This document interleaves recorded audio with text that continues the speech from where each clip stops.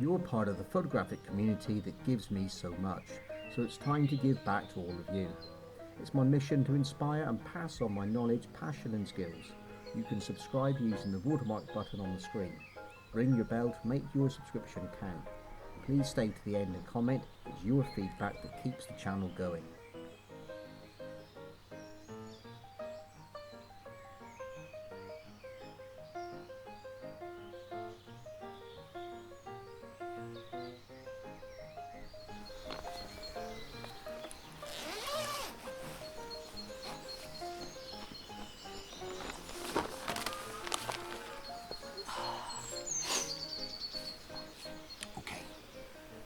Good morning, everyone. Don't speak yet. It's time to make coffee first.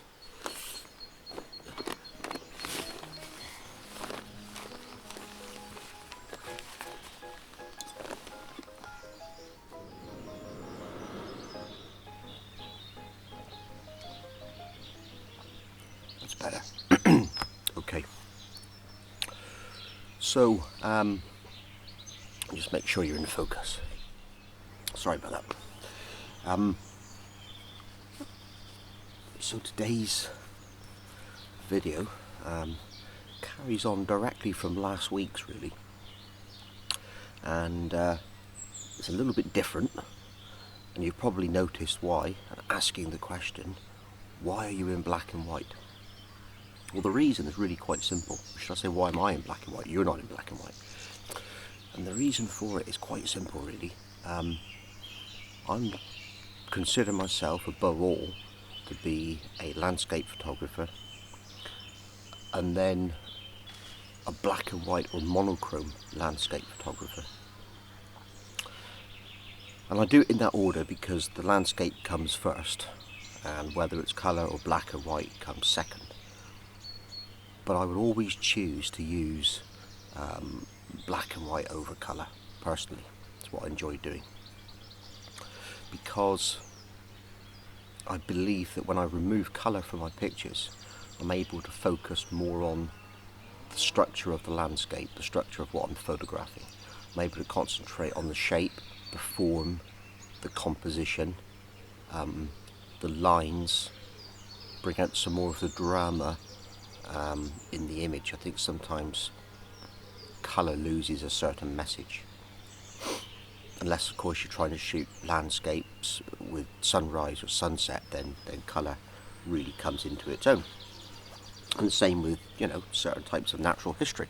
There's some flowers and some plants and some animals that really scream out and shoot me in colour, so the subject has to focus in it. But today what I want to do,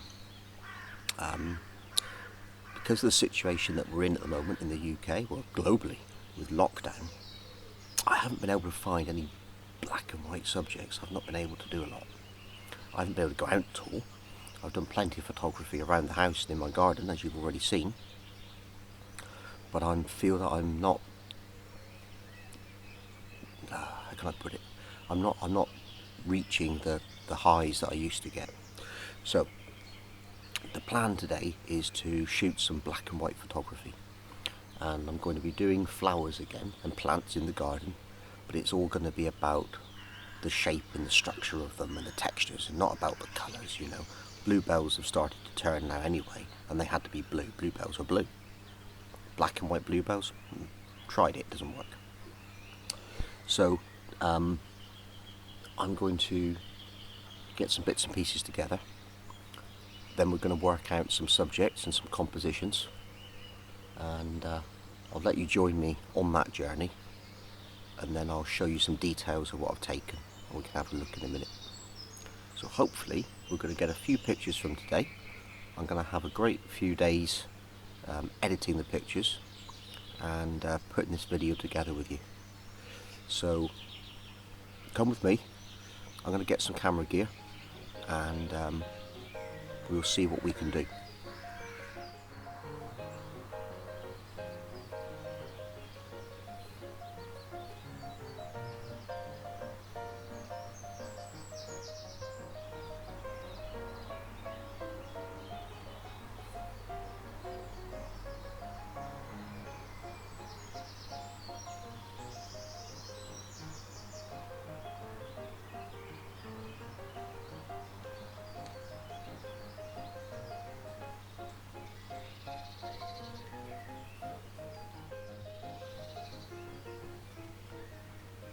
Okay, so I've taken a few pictures and got my eye in, so to speak, and got some good images. I don't know if you can see this. I'm going to hold up. Hopefully it'll be in focus as well. But I've found that groups of 3 in a square format seem to work quite well. There's some beautiful little white flowers over here on this big bush that I've got in the garden, and I think I can get some interesting pictures with those. I'm just debating whether I focus stack or not. I'm not going to go into focus stacking this morning. If I do, I'll show you the finished pictures. But if you want to find out about focus stacking, then I'll put a link up to some videos to do with focus stacking as well. But the black and white seems to be working reasonably well, and I should be able to bring something out in the edits that I do in Photoshop. So I'm going to work on some more compositions and have a good look around, and then when I'm set up to take my final pictures, I'll bring you back in and we can go through the camera settings and have a look at the finished pictures, I hope, providing they work out okay. Okay, so first picture, group of 3 flowers. I'm going to do it as a single picture and also as a focus stack.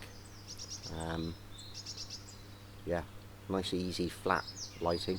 Not totally happy with the background around it, but we can do something about that in post-processing. So just going to find the cable release now. A little bit concerned because it's just started to rain a little bit, to be honest. So there's my marker picture.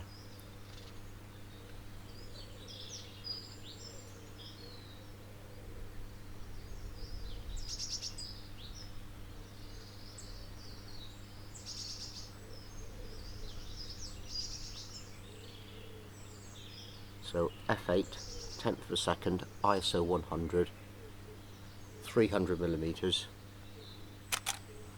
First picture. Looks okay, histogram's good. Now I'm going to do the focus stack.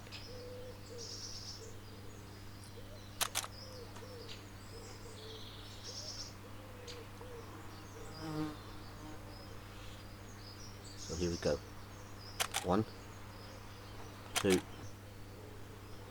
14, 15.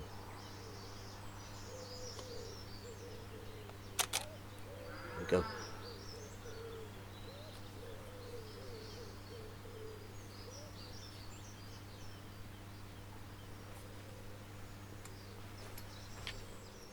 I'm hoping you can see that, but for the first picture, to get one in the bag so it feels like we've actually done something, I'm actually quite pleased with that.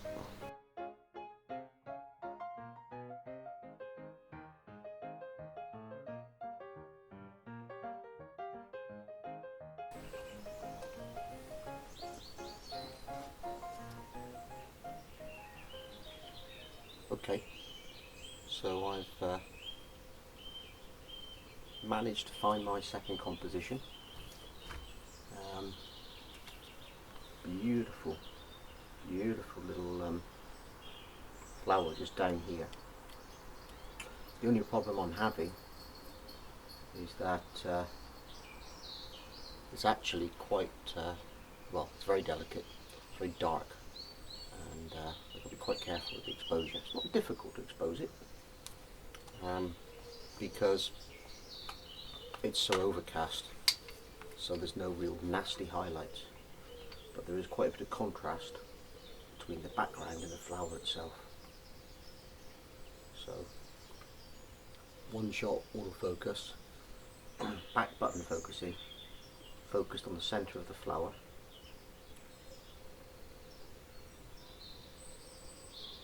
And I'm just going to zoom out a little bit, give a little bit more space around it. We can always crop it.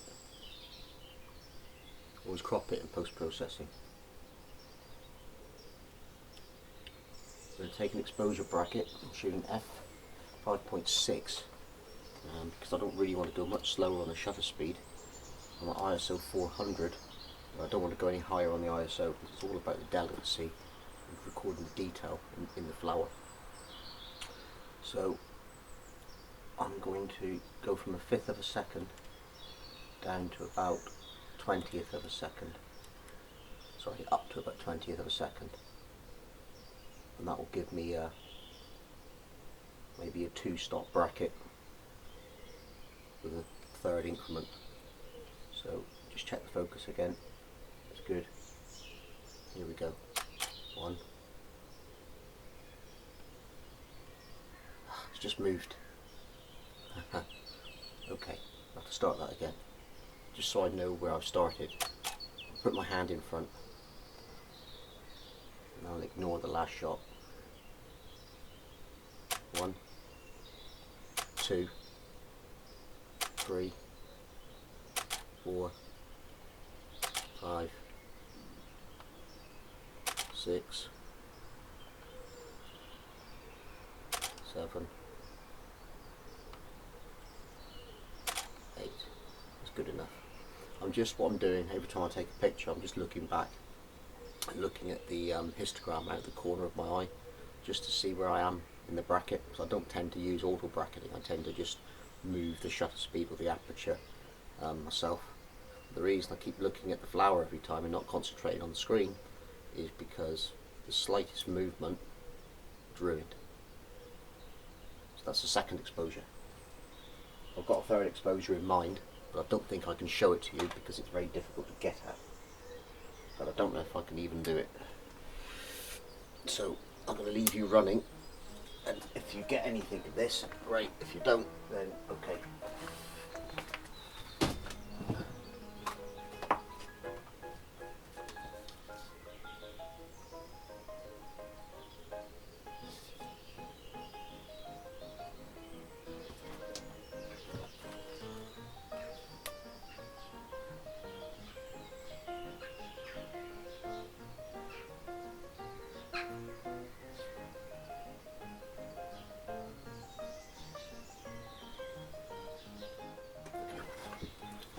Well, that didn't really work. I couldn't get the angle.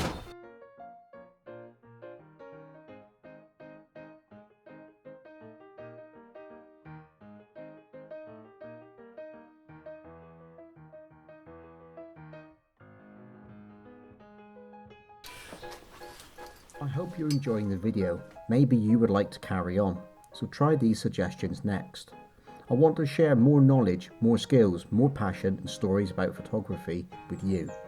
So think about subscribing. If you do, ring the bell. It will make your subscription count. If you have time, comment. I will see you on the next video. So get out there and enjoy your photography.